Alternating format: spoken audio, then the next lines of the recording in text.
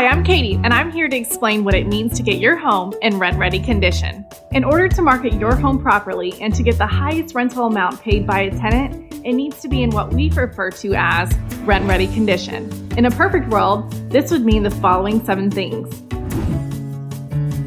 The home needs to be professionally cleaned and smelling nice. Pro tip, go purchase a vanilla-scented plug-in. Number 2. All locks should have been rekeyed for the safety of the new tenants. Here's a suggestion. Ask your locksmith to rekey each door to match.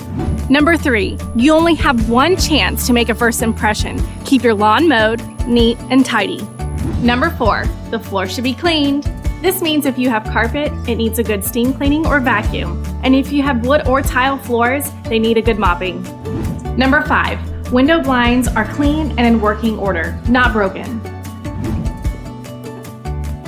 And finally, no holes in any of the drywall and fresh paint. This will get you the highest price for your rental or your listing.